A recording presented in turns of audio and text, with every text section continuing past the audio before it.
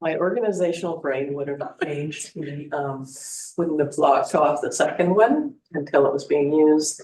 And they would have put the stop for the Wickinninish where the Wickinninish turnoff is much later. Cause that's just that, you get people turning left into Wick. And these people finally get the green light and they're just going for it. Right. That's gonna be an accident. Oh, looks like we just got switched to being recorded. Yeah. Good stuff. One more minute. Just give it one more minute. And the other thing is, I think they should put bollards around all of those poles at the junction because I don't want to lose my power again. Don't you think that's just a logical thing to do? Put Yeah. a little bollard around it, so if the car hits it. Right. We need to, We we don't don't- round out the junction. Oh, a roundabout. There's lots of space there, actually. You know, they keep on saying there's not, but there is. And a roundabout would solve so many traffic incidents with the wheel. With no poles in it at all. Mhm. Well, you have to do something different with the pole.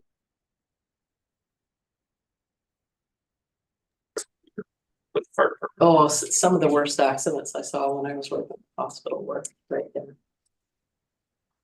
They've taken out the other danger spots pretty much, but that one is still the same. You always get the big fish trucks pulling out and somebody going too fast. All right.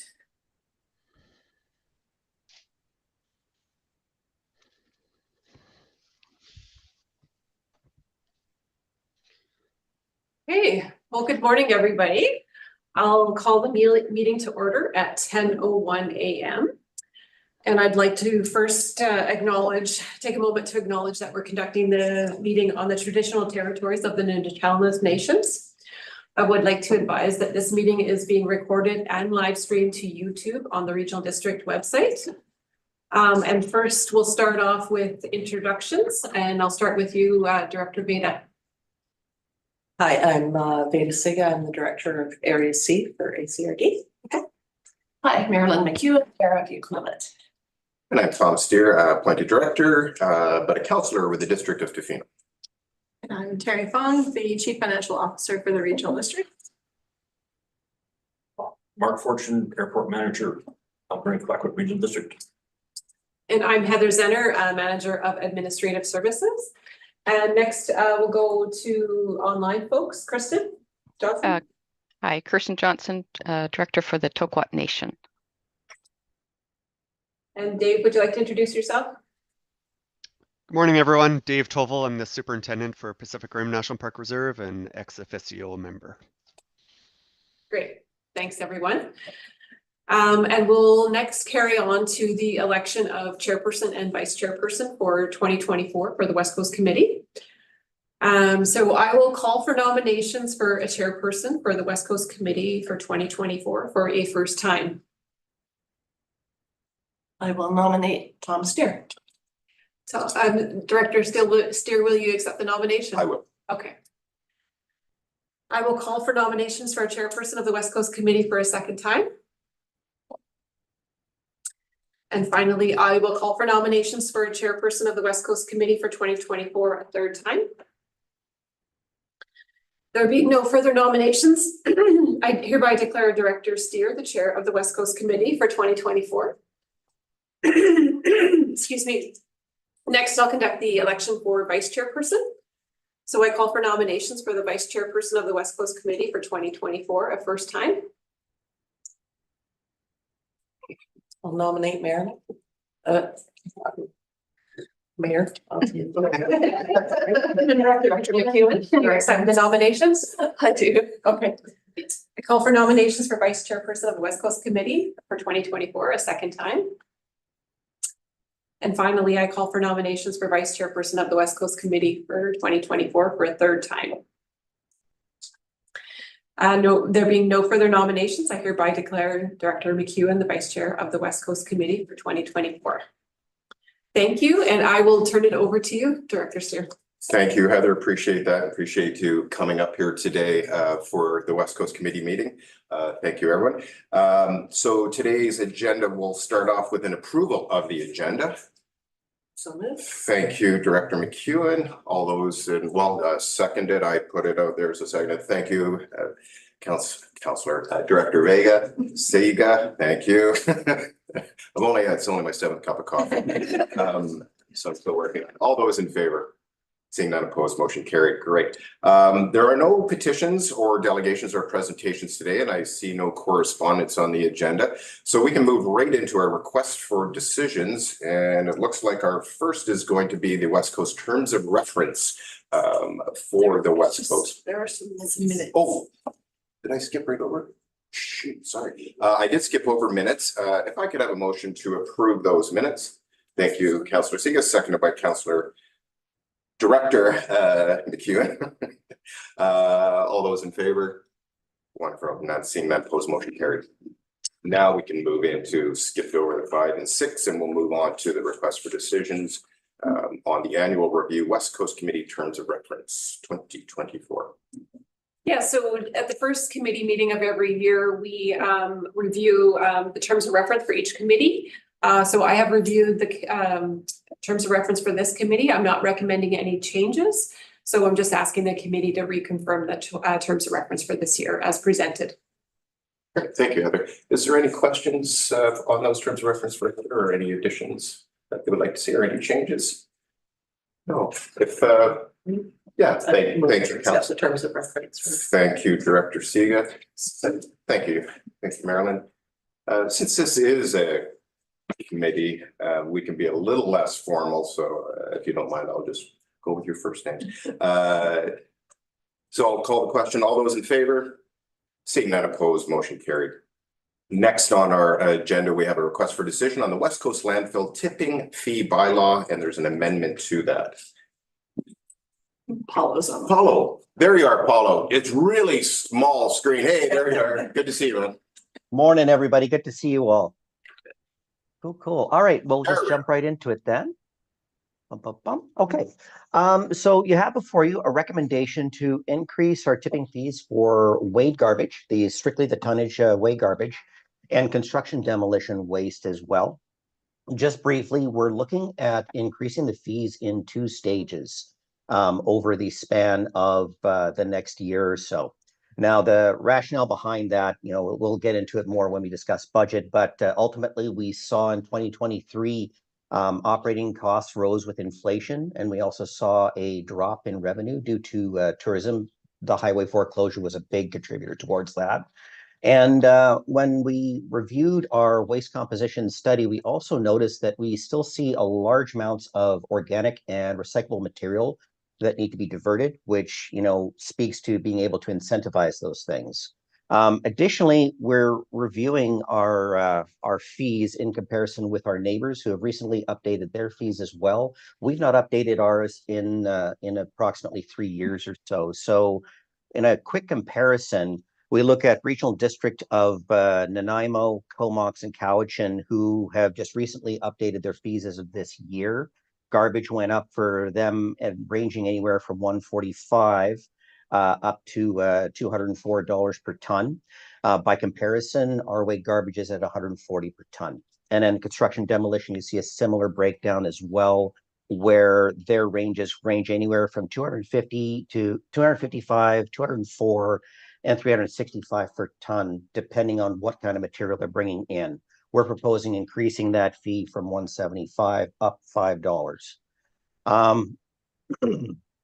The pace that we're looking at to take into account inflation is about a 2 to 3% increase over 3 years. So balancing that, we're looking at, instead of doing a full increase in one shot, we're looking at doing a $10 increase broken up into 2 pieces. So what would happen is July 1st, the garbage and construction fees would go up $5 per ton. Respectively, they would go up to $150 and $180 per ton.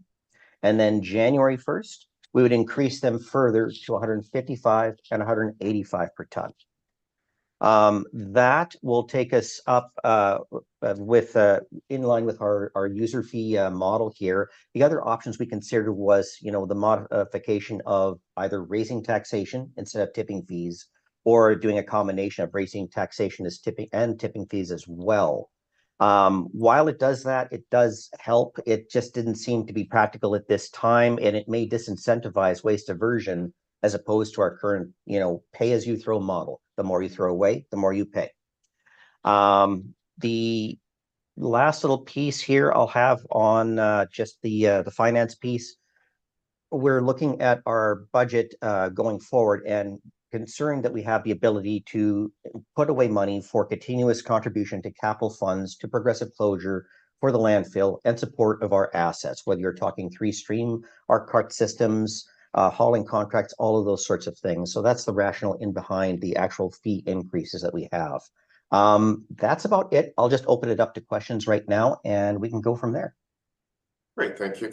Thank you, Paul. Appreciate that. I'll look to the board here. Beta. Thanks. I'm just wondering if, like you're saying that construction waste is coming in and it's not being it's not contributing to the sorting and I'm just wondering, like I have actually purchased from construction companies product that they have brought in for a project. They bring in extra product rather than run out. And then there's all of this stuff that literally would be going to the landfill that they're trying to give away because they don't want it to go to the landfill. And they don't have a place to store it. Actually, there was one fellow that was storing it for a year and had no use, so it was going to go to the landfill. So I'm just wondering if it's possible, like we've got one covered area for compost. Is it possible if these very responsible builders who are bringing in material, so that's transportation costs as well, rather than it going into the dump, if there is a possibility of having another shelter for construction materials that other people may at some point use? That's a great question. Through you, Chair. Thank you, Director Siga.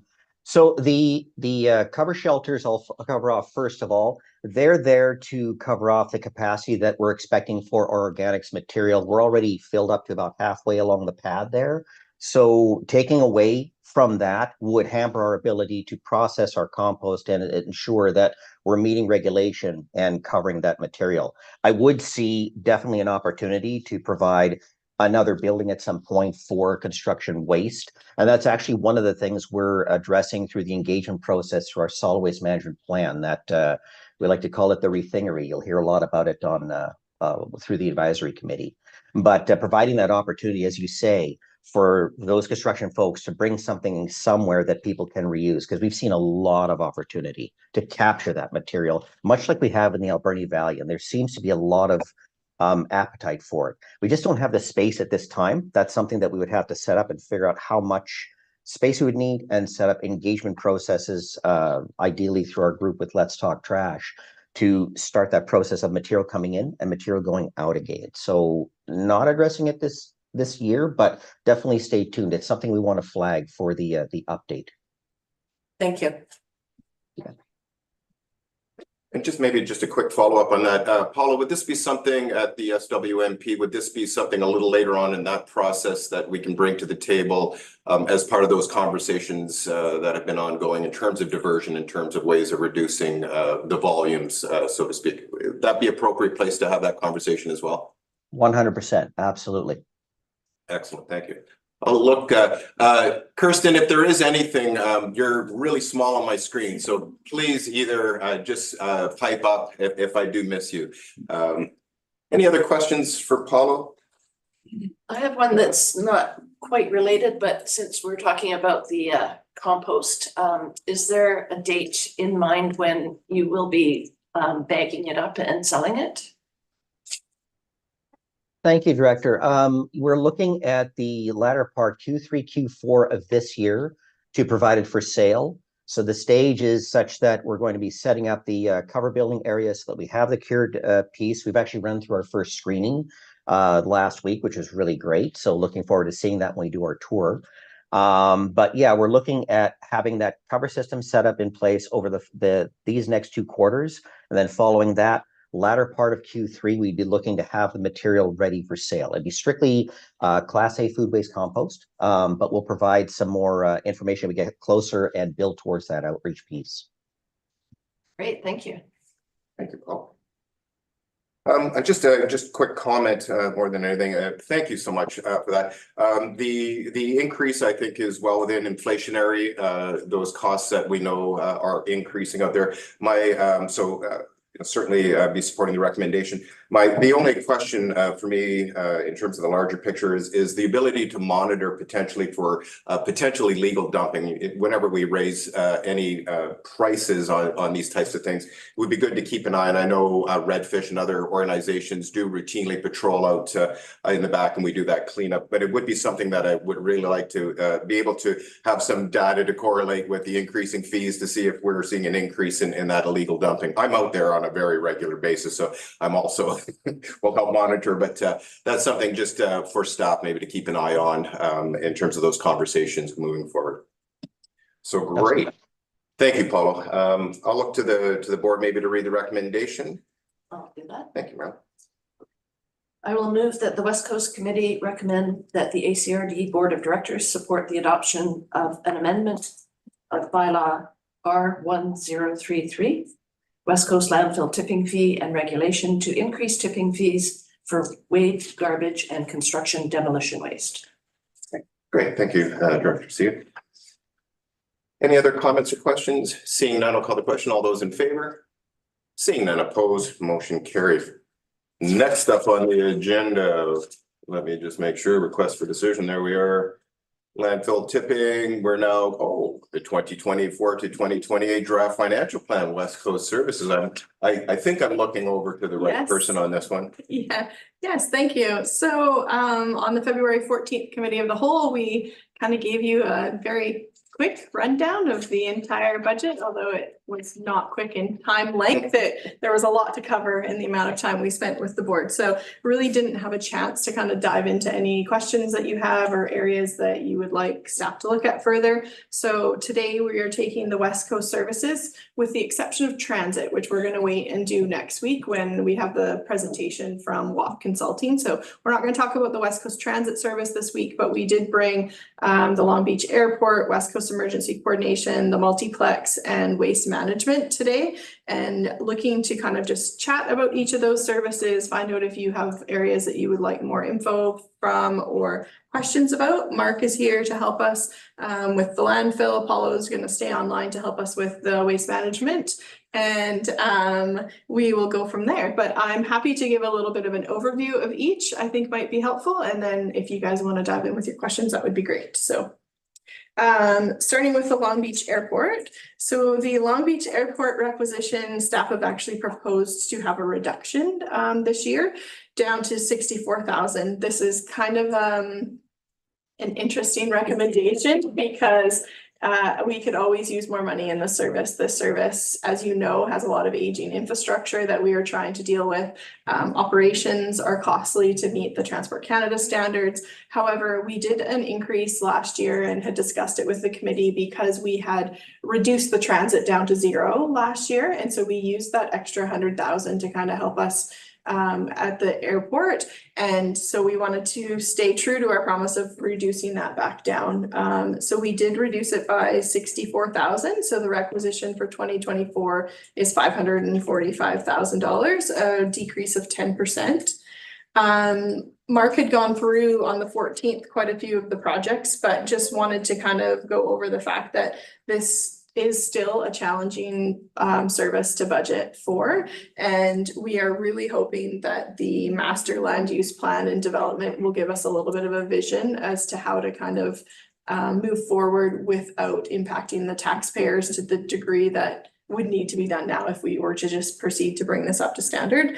So continuing to focus on airside infrastructure, which we've been very lucky with ACAP grants and fortunate with the relationship that Mark has built with ACAP for us to continue to secure grants to do the airside, and airside will continue to be our priority because that is really the safety end of the operations out there. Then we kind of trickle over the fence and we start looking at our non-airside infrastructure. And so things like the house that is on the property that we do as a rental is really still quite in disrepair. However, there's not a lot of money left when we get to that point. So really still having to make those difficult priority lists. there's other things like parking lot upgrades, road upgrades that we'd love to eventually get to, but we really are just having to continue to push those down the road and hoping this land use master plan and relationship development with Toloquit might give us some new doors to open. I think that I will leave it at that, and we are happy to answer any questions you may have about the service. Thanks, Terry. The house that you rent, is that rented to the Care Network?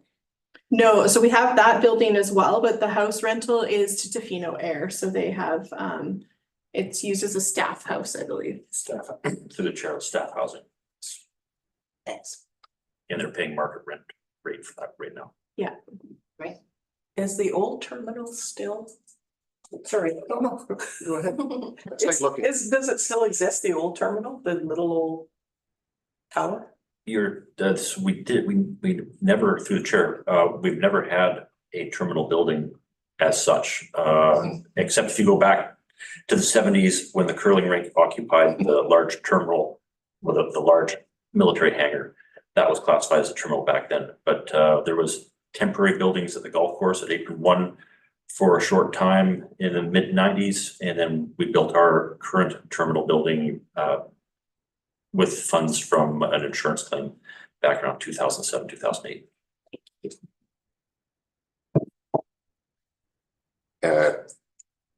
I'm looking up, Kirsten, I don't see. I do, once again, just more of a comment. You know, and I think Terry summarized nicely. I think it is surprising to see with this service a reduction. I'm not going to complain. You know, I'm always cautious though when we see a reduction, what is being impacted by that reduction. So, and you've articulated there, and I think it is important to keep in mind that the bigger picture questions that we're talking about, especially around our MOU with Toloquit First Nation and the long-term planning process that we have in place, I think is going to be key to answer some of these questions in the long-term planning of the airport. And I bring that up because I've spoken to many community members here and certainly on the West Coast, the importance of that service for a variety of reasons. Of course, tourism being our dominant industry out on the coast here, and it has been clearly articulated how important that service is that we provide out there. Also, security and safety for the West Coast. We just have to look at what happened this summer when we had the road closure due to the fire. These are unpredictable events, and having that one key piece of infrastructure there for things like, for example, emergency services to be able to evacuate people in medical emergencies out of our communities. So it is a key piece of infrastructure, and I'm very much supportive of the present budget on there, but certainly always keeping in mind if we are going to be reducing it, especially in an inflationary time, that some of the key things aren't being impacted. And I would look to Mark if I suspect he's had long conversations on this, and you know, is comfortable with the budget as presented. Otherwise, yeah, there's always the arm wrestling that goes on. So thank you, Terry, for that. Yeah, I think for us, we're always fearful that at some point the grant money is going to dry up. However, to date, we are not seeing that at the airport. So just really recognizing that we are really relying on that funding. And if at some point those programs change, whether from the provincial or the federal level, that if that unfortunate day happens, there definitely will be an impact to the communities, but not really hearing that message at this point from them. So grateful for that. And we'll continue to leverage whatever we can from those programs to help support our operations for sure. So. Yeah. Thank you, Terry. And I'll look maybe to Heather on the recommendation. It's broken up into the different ones that the West Coast Committee. Would you like us to do those individually? Yes. Yeah. So maybe I'll just read from the chair. Then the West Coast Committee recommend the Long Beach Airport proposed budget as presented be included in the first reading of the 2024 through 2028 Alberni-Clayoquot Regional District Financial Plan bylaw. Second. Thank you. Thank you, Marilyn. Seeing no other comments or questions, I'll call the question. All those in favor? Seeing none opposed, motion carried. Next up on the list would be our West Coast Emergency Coordination. Okay, so this is this is a proposed service that has kind of been around, I think, since 2016.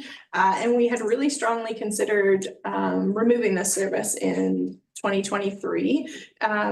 Each of your communities has an emergency program, and there's many when you consider Parks Canada and Toloquit and Toquat and and 2 districts on the coast. There's many plans that are needing to work, I would almost say in symphony, in order to provide service out here to the residents. And the coordinators had all kind of decided that an informal network and sharing of ideas was going to be an adequate way of us doing that. However, the province then have started rolling out this new Emergency and Disaster Management Act legislation in the fall.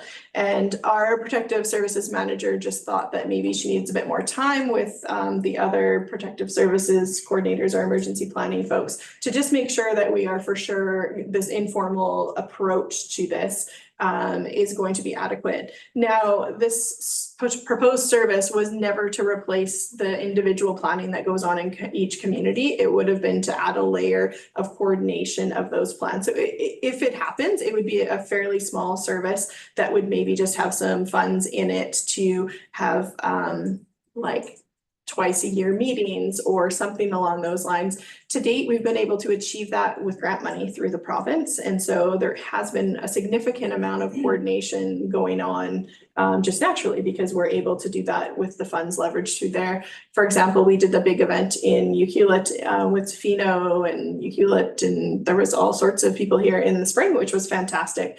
So but yeah, so there's that component of the legislation. And then there's also the new requirement for the consultation and collaboration of Indigenous governing bodies. Now, again, we feel like this is something that is happening on the coast, but is it happening to the area of what the regulation might roll out to say that's going to follow this legislation? They're just not sure. So we are just proposing no requisition for this, but we're just going to keep it alive for at least a portion of this year. And then once all the parties get a chance to meet and discuss how this is going to look moving forward, we will probably bring an RFD to the board to tell you what the thoughts are about potentially not proceeding with this service. So I'm happy to answer what I can. Otherwise, we can bring back Karen next time we talk about this.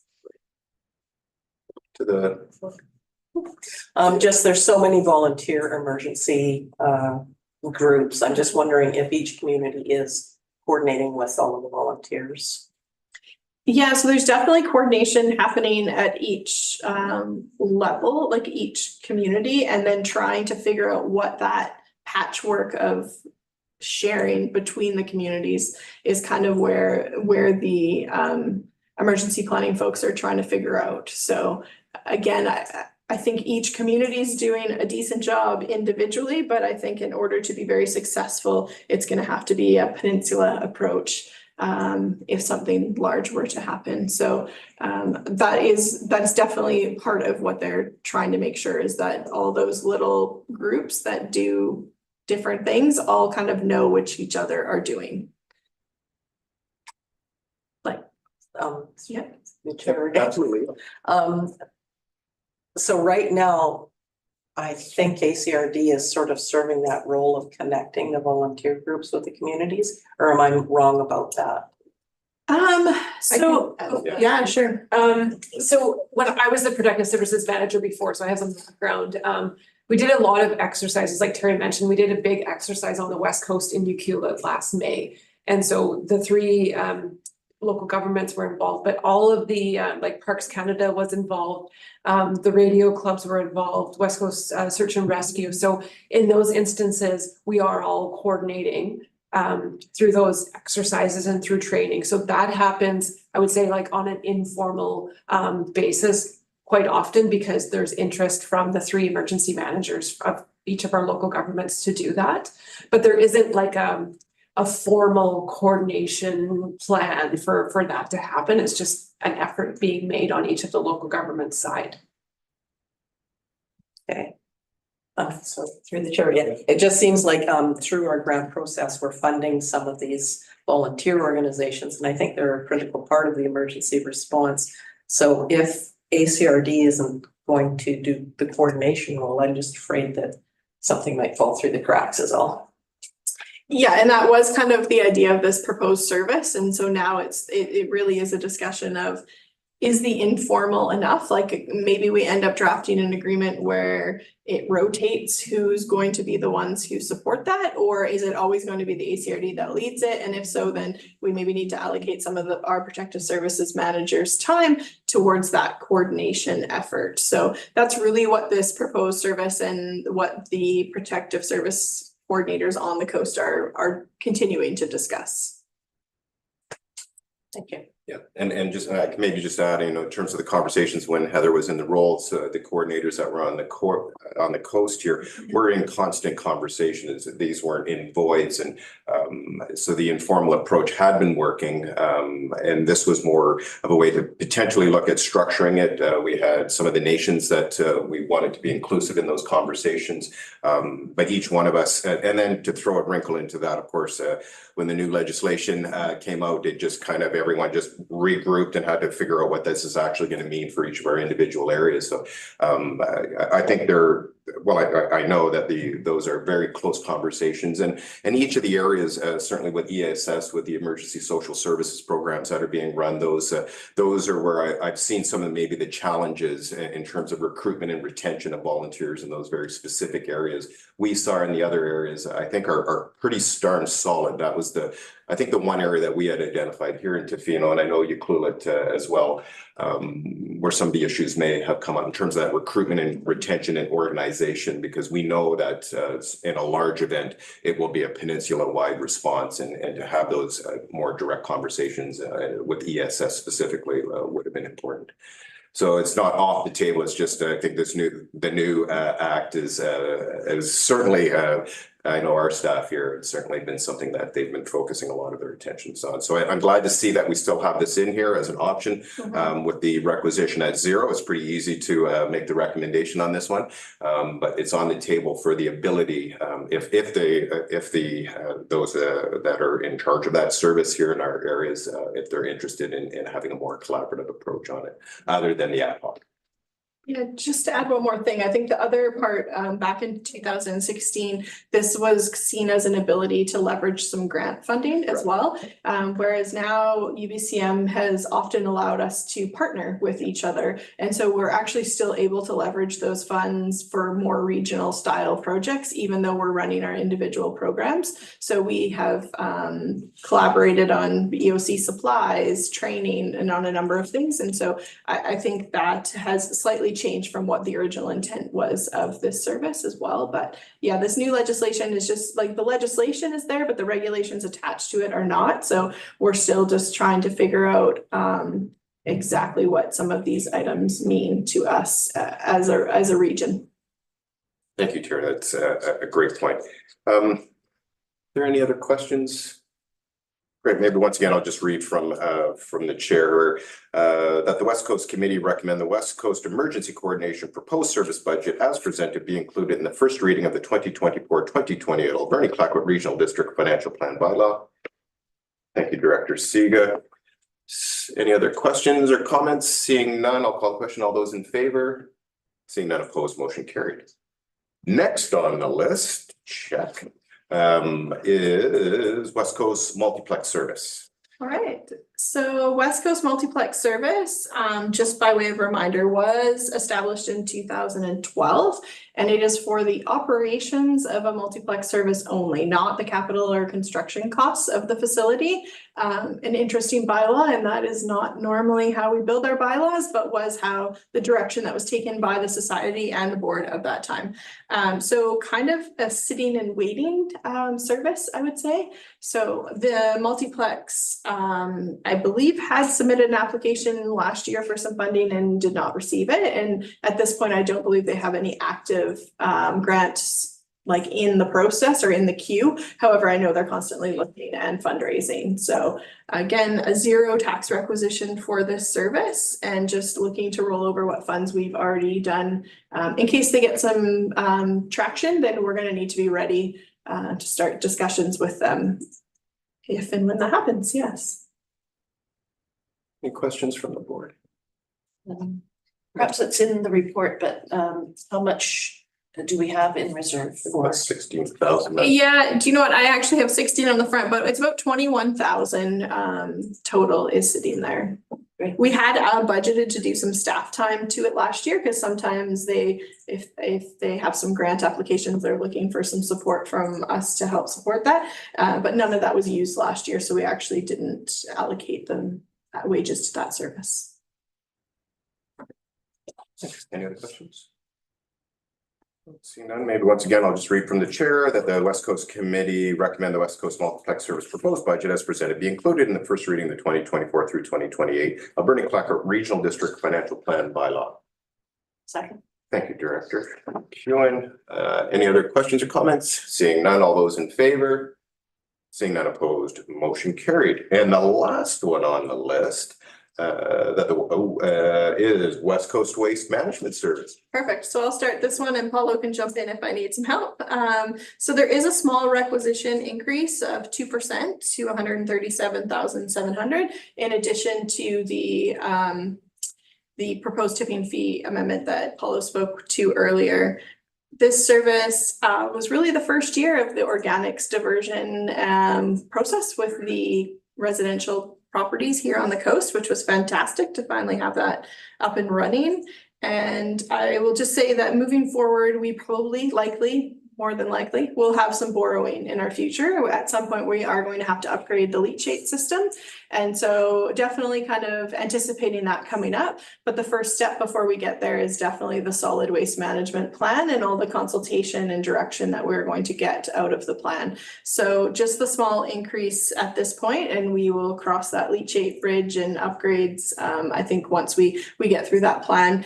If the plan is done in a manner that we identify those through it, we actually might be able to do our borrowing off of the plan itself instead of going to a referendum process. So it can be considered the consultation to the community and give us the borrowing power. However, that process has to be very clear about what borrowing is upcoming and what infrastructure is going to be required and everything. So it might be an option for the board to consider once we get to the end of the plan as to whether we're comfortable that that's enough consultation, or if you would like to proceed with further approval for borrowing. But yeah, I think I will end there. I understand you guys have a solid waste management meeting tomorrow, so that's something that's top of mind for you. And Paulo and I are happy to answer questions.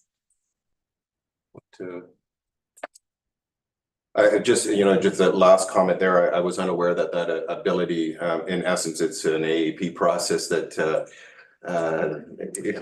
in structure, maybe not as it applies. I didn't know that was a possibility. I'd be very hesitant, of course, although having that as an option is good to know. And at the end of this SWMP process, we may feel as a board that was enough consultation.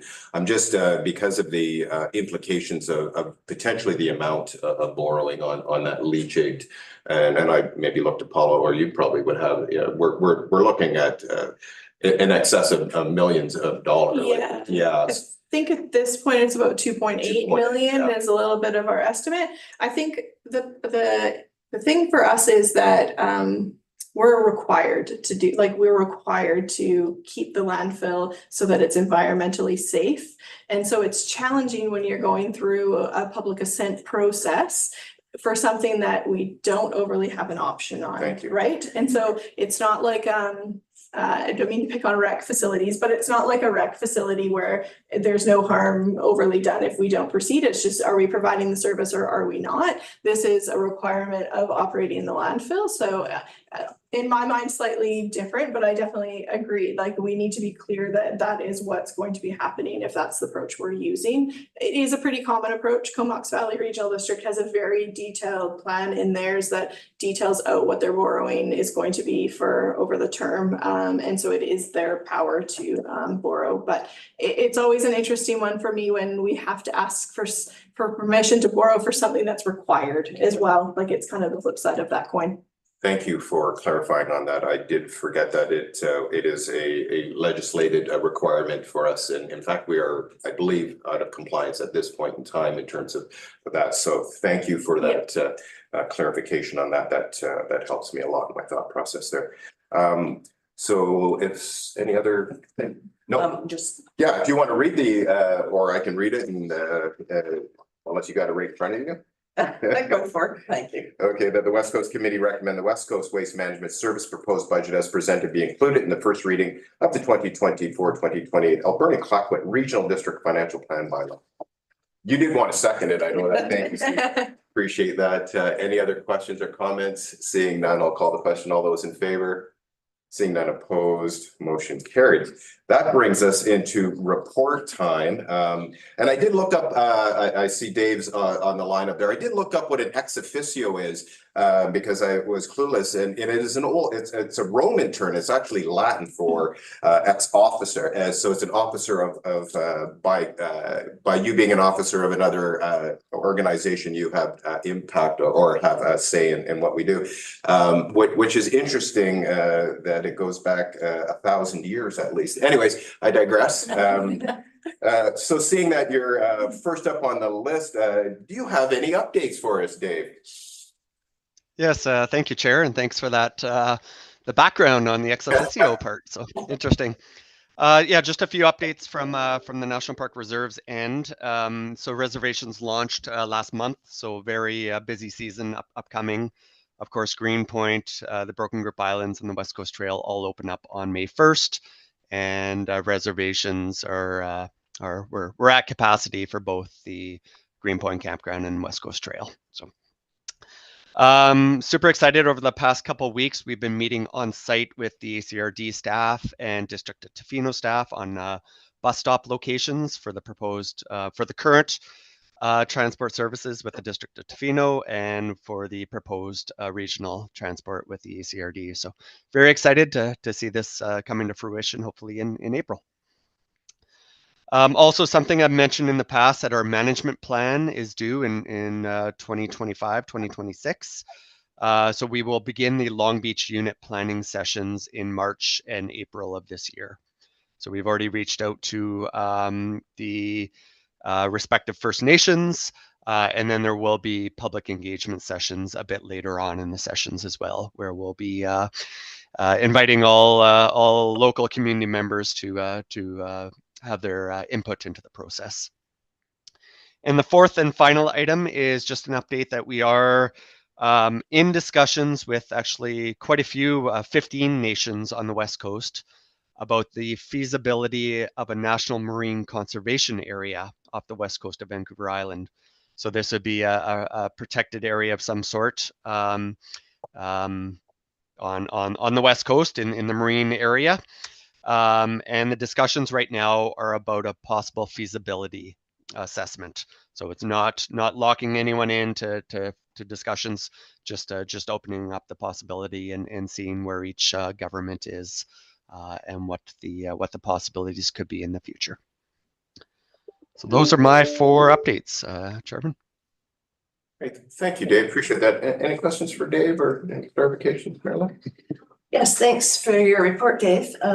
With regard to the marine protection plan, would that result in some control of fishing in those areas? So currently, right now, the Pacific Rim National Park Reserve is a bit of an anomaly in the national parks system, in that 43% of the National Park Reserve boundaries are marine. Typically, it just goes to the high tide line in most national parks. So we are a bit of an anomaly. But within the National Parks Act, no commercial fishing is allowed.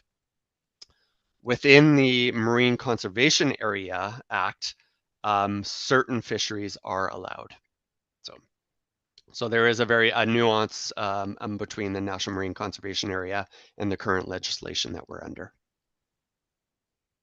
Great, thank you. There are some restrictions. Not all commercial fishing is allowed. There are restrictions and bottom trawling and certain aquaculture as well. And I could go into much more detail, but certain commercial fisheries are allowed. Okay, thank you. Yeah.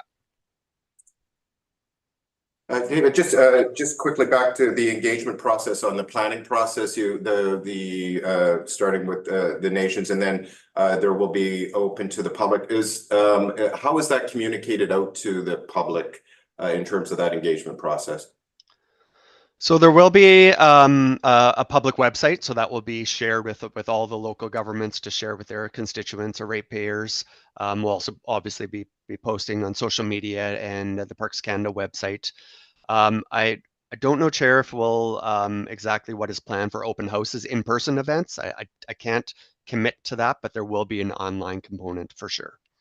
Great, thank you, Dave. I was gonna question if there would be any open houses in that. So thank you, appreciate it. Thank you once again for showing up and delivering us, because it's always interesting to know what happens on the in our national park, just well, like to the north of you, south of me. Thank you so much. I have next on the list, and I'm looking up at the screen, but there may be online, a House at First Nation update. I'll look over to Heather, not online. Tlaloquit, does Tlaloquit have representation today? No, I'll be seeing them on Friday, and then Heshquit First Nation. No, so maybe I'll move from the chair then, that the West Coast Committee receive the verbal reports. Thank you for that. All those in favor? Seeing none opposed, motion carried. That brings us to reports for information. I'm excited about this one. We can go on for a few hours, but I know you guys want to get back to Port Alberni. The 2023 landfill waste composition study. I suspect Paulo Thank you. Oh, yeah. will be speaking to this. I did see his picture come back up there. Thank you, Chair. So long last, we were able to finally go over the landfill waste composition study. I'll try not to geek out too much, but no promises. Just putting it I out there. can't make that promise, so Paulo. Oh, okay, I get you. So as we know, one of the key projects that we did last year was to conduct a landfill waste composition study. And just as a brief backdrop, we go to each of the landfills, work with a professional firm to go and pull random sampling, series of set of samples to go over what's showing up in the landfill waste. We know what we divert. We see that in our annual reports. This is to look at, okay, what are our low-hanging fruits that we need to target for waste diversion and all that sort of thing. So I'm just going to go through some of the key highlights of the report here, and then we'll just open it right up for questions. For context, one of our goals that we look for is reducing our waste per capita. What's getting buried in the landfill down to below 400 kilograms per capita. We've made some major achievements since the last audit to drop us down from 600 to 540 kgs, but lots of work still left to do. A lot of the diversion is honestly thanks to expansion of a lot of the EPR programs, and the big one is 3-stream and organics. That's the big one that contributed a lot, especially in the residential waste stream. We jumped up over the last year when we onboarded nearly 1,870 homes from a 34% diversion rate just based on our annual reporting, right up to 52% just for that single amount of waste that's coming into the landfill, which is a major achievement. Overall, when we're looking at the waste composition study itself, we'll break it up into like the larger waste shed. We're looking at breakdown of what's showing up as recyclable, what's showing up as compostable, whether it's avoidable materials such as food waste, yard and garden waste, product stewardship, and those are those divertible items that fall under programs such as electronics, batteries, those kinds of things. Material that could be reused, and then finally, what's left, which is your actual garbage. Some of the key takeaways that we look at when we looked at the landfill waste piece and we combined everything, what was single family homes, what was from ICI, what was self-hauled in general to the site, 41% of the material is still compostable organics. 45% from the commercial sector, about 38% from the curbside, and 17% from self-haul. Plastics and paper make up the next highest level of divertibles or recyclable materials at about 25% as a whole. You hear me? Oh, sorry. Hello? Can you hear us, Paulo? Yep, I can. I just lost your picture though, guys. Oh, we seem to be coming back. Maybe we'll take a 2-minute recess here, Paulo, and see if we can. You bet. You want me to grab Keegan there? Yeah, maybe I'll just press so. Okay, yeah. I'll Oh, start my Start my video. see if that works. Might take 2 seconds into. Oh, yeah. Paulo, we could still hear you online. So. Okay, perfect. Thanks, guys. And I see Terry right now. Oh, good. If you want to, I'm just gonna go to the bathroom while we have this little break if I'm not back in time. Okay. I just wonder, can you hear us? Coming through. Okay, nice and clear. Okay, because I was gonna say the mics aren't lit up anymore. They were lit up, but if you can hear us, then I think Director Steer just stepped out for 1 minute. We can just continue to pause. Or he can Keep going. yeah, Should I just keep running with it? Okay. keep going, sure. Okay, sounds good. Where was I? Oh, yes, I'm back. Other takeaway from the study is total diversion potential for the waste stream. And keeping in mind, this is a snapshot in time. There's about 70% of the material from the samples that we pulled. Generally, 40% of that was organics, 13% of it recyclables, reused material was about 9%, and EPR was 8%. And then summarizing just strictly what we see on the single family curbside, ICI and self-hauled waste, I've included a breakdown as well. Or generally the theme is still, not to be repetitive, organics is the highest target that we have for divertible waste. And, you know, we recognize that it is a snapshot in time, but we do see where if we look at specifically the single family curbside material that we saw in our annual reports, we're just compiling data right now, and we see that waste generally jumped down about 200 tons, and we saw the equivalent amount in diversion come up from the 3-stream program specifically for organics. We went from 100 to 300 tons of organics in a short year. So recognizing the snapshot, we're seeing that there's still opportunity to divert more of that material. And as we see expansion happen on the commercial side, as well as commercial organics can slowly come in and build that throughput, we see that that's going to be our biggest target, followed close behind by recyclables. What else do we have here? Just a couple of additional considerations because it's all kind of linked together. As we talked about earlier, solid waste management plan is looking at being updated throughout 2024, draft in 2025. And a lot of it is focused on these pieces of low-hanging fruit. What can be reused to Director Sega's point, you know, what we can look at for construction waste demolition, and what we can do with really pushing organics and getting that material out of the landfill as much as possible. As well, I've also included a note here on the linkage to the tipping fee increase. I will hit the brakes there and I'll just open it up for questions, and we'll do my best to answer. Thank you, Paulo. Super appreciate this. Director Sega. Thank you. It's really, really interesting data. So it sounds like the next focus is going to be on commercial diversion of organics. And do you have in mind some kind of containers that are bear-proof for commercial businesses on the West Coast? Thank you, Director. Not at this point. We're at the end of the day, we're the receiver, so the material is coming in. It'll be through waste haulers out on the coast. They do have access to bear-resistant containers, whether they be a cart structure or a 6-yard structure. That's something that haulers are pursuing. Separately, we're putting together a working group again for the West Coast to bring the commercial groups in, tourism industry, et cetera, to discuss about how that process might work. But ultimately, what we control is the material that's physically coming in, the do's and don'ts of it kind of thing. So we'll focus more specifically on the waste education and try to facilitate a lot of those conversations and kind of go from there. Just a comment, in Jasper, I know that rather than having individual household sorting, they have at the end of the block bear-proof big containers, and one of those is the compost, and it fills up pretty regularly. So I'm just thinking that if a commercial business had one of those accessible that could be dumped, it might be an incentive for them to use them. Mm-hmm. Thank you, Director. It's a good point, and that's something we'll flag as we go through our update. Again, that's one of a big thing that we want to, really push. And well, as we said, there's a lot of tonnage in there that we can divert, so that might be an option. Thank you. Good work, by the way. Thank you.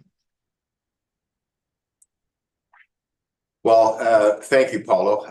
I won't go into too much detail. I'll just speak in generalities, of course. But you know, it's really interesting to the challenges on the coast here, with increased visitation over time, increased seasonal worker, and increased population growth out of the West Coast between our communities. All of the communities on the West Coast, we're seeing an increase in our resident population. So the challenges of increasing population and reducing waste, and we're seeing success already from those big numbers already starting to come down. And as you pointed out, we still have tremendous opportunity, and I think part of that opportunity is this study is one of those pieces that presents where those opportunities can exist. And then through the Solid Waste Management Advisory Group, there's a lot of expertise on that advisory group there. And I think we're going to come up with some innovative and wonderful solutions, which the ACRD is already doing with some of the pilot projects, the organics work that we've been doing through. So it's super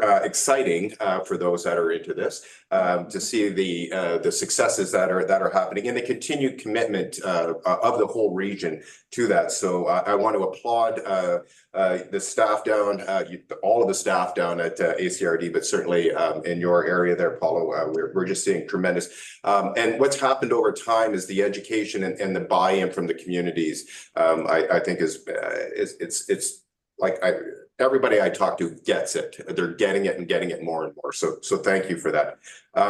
I just maybe, and it's not directly related to the report, but there was, and it may have been captured in the budget process, was the PIC, the new PIC with for the WildSafe full-time coordinator. And I know speaking towards some of the initiatives that and I was wondering, was that captured in the, and maybe I'll look to Terry, was that captured in when we approved that budget for there? She's smiling and nodding, so I think that. Yes, it was. And sorry, I should have mentioned that when we discussed the waste management for the West Coast, is we did actually include it. It was a very small dollar value, and so we have included it at this time. And I was supposed to point out to you that we could remove that if you chose not to proceed with it. But as you asked the bear question, I remembered that I hadn't focused on that. So yeah, the increase is about $3,000, but from what I understand from Paulo and Jenny, a very necessary ability to make that program functional here on the coast. Absolutely. And if I could, sorry, if I could just comment quickly, it's a joint piece that is between ourselves, District of Ucluelet, District of Tofino, and I think there's a contribution from the province as well. But it will establish that full-time coordinator that is much needed. Absolutely, and I think I won't speak for the rest of the committee here, but I know that there is very strong support on the coast for that, and I know both the communities, Ucluelet and Tofino, are very much in support of this initiative. And we've had Bob Hansen, who's presented to us many times, reiterating the importance of this program out on the West Coast as well. So thank you, Paulo. I appreciate that. Thank you, Terry, for that. I thought it was in there. I was just so excellent. Thanks so much. Any other questions for Paulo? And so maybe I'll just move from the chair that the West Coast Committee received the report, Alberni-Clayoquot Regional District 2023 Waste Composition Study for information. Thank you, Director Siga. All those in favor? Seeing none opposed, motion carried. I do not believe there is any late business, otherwise it'd be on my agenda, I suspect, unless there's something from the committee that they want to bring forward at this time. Seeing none, Heather, I'm sure there were so many people online today that you're just overwhelmed with questions for the committee here. So there's no questions in Zoom, and I haven't received any emails, and there's nobody in the audience. So. Well, so that was wonderful. So if I could have a motion to adjourn. In fact, it's the chair can just adjourn without even having a motion. But that being said, thank you everybody for coming out today, and much appreciated. Thanks everybody in that Zoom world. And us, we're going to have another West Coast Committee on the 28th, I believe, and then Friday. It is Friday, Paulo, out at Tinwis for the SWMP. Thank you, and that starts at is it 0900 or 0800? Yeah, actually, it'll be an early one. I'm actually calling Could be old Joey's name 600. wrong, but You There we might go. have it in front of you just so I could, might have answered one less call. maybe. No worries. It is going to be, we're gonna be all hooking up at the West Coast landfill at 9 a.m. So we'll all meet out there. We'll come out with the bus and away we go. Looking Cool. forward to it. Jody's got us all set up. So yeah. Okay, so it's, we're not at Tinwoods first, we're out to the landfill at 0900 first and then, that would have been embarrassing to be sitting at Tinwoods. So I will see you out at the landfill at 0900 on Friday. Thank you. Take care. Mayor Law, How's it going? Thanks. it's going great. We just finished. Oh, no kidding. Yeah. Perfect timing. Hey?